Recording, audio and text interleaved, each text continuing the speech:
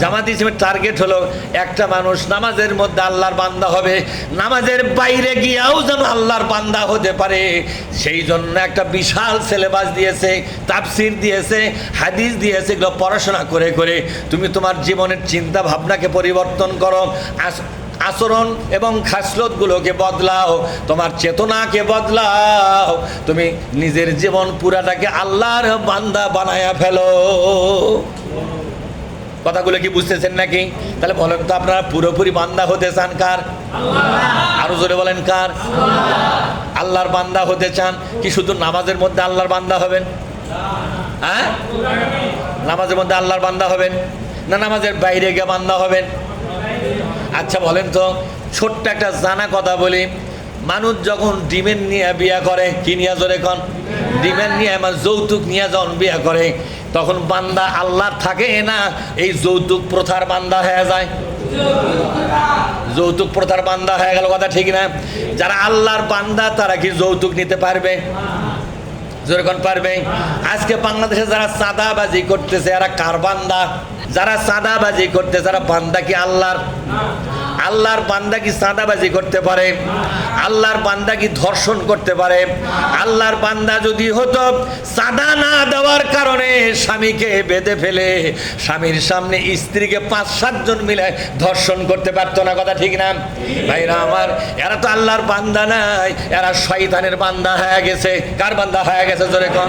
শয়তানের বান্দা হয়ে গেছে।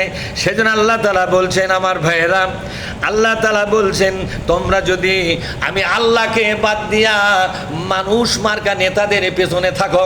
কি মার্কা নেতা?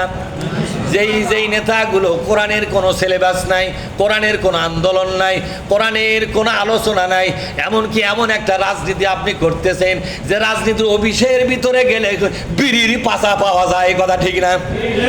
যে রাজনীতির অফিসের ভিতরে গেলে সিগারেটের পাশা পাওয়া যায়, লাল লিলি বোতলের আপনার খোসা পাওয়া যায়, সেই রাজনীতি আপনি করতেছেন মুখোদ্দারি নিয়ে। বলেন তো, মুখে দাঁড়িয়ে রাখার সুন্নত, এটা কার সুন্নত? নবীর সুন্নাত। নবীর সুন্নাত মুখে, নবীর সুন্নাত টুপি দিয়েছেন মাথায়, নামাজ পড়ার পরে ভিন্ন রাজনীতি যখন করতে গেলেন, আপনার জন্য কি এটা বৈধ ছিল? যখন এটা কি বৈধ ছিল? সেই জন্য আল্লাহ তাআলা বলছেন, বান্দারে, আমার কোরআনের কথাই চূড়ান্ত কথা, তোমরা পরস্পর মুখ চাওয়াচাওয়ি ওইখানে কথা বলো, একজন আর একজন থেকে ভয়ে পায়া কথা বলো না, কিন্তু আমি আল্লাহ কাউকে ভয় করি না।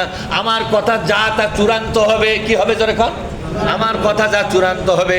তোমরা যদি কোরআনের নেতার পেছনে না থাকো, এমন একটা নেতার পেছনে থাকতে হবে যেই নেতার অফিসের ভিতরে শুধু কোরআনের চর্চা হয়।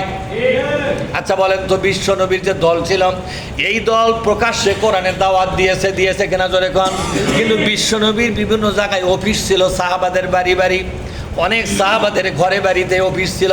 বিশ্বনবীর ওই গোপন অফিসগুলোতে সাহাবারা জড়ো হতো, সাহাবাদের টার্গেট করা মানুষগুলোকে সাথে নিয়ে যা নবীর কাছে জমা দিত। যতক্ষণ ওই নতুন নতুন লোক থাকতো, যতক্ষণ থাকতো ততক্ষণ পর্যন্ত আল্লাহর কোরআন দিয়ে আলোচনা করত। শোনেননি? বিশ্বনবীর দরবারে যারাই গেছে তাদেরকে কি আল্লাহ নবী শোনাছেন? যেরকম কি শোনাছেন? কোরআন শোনাছেন।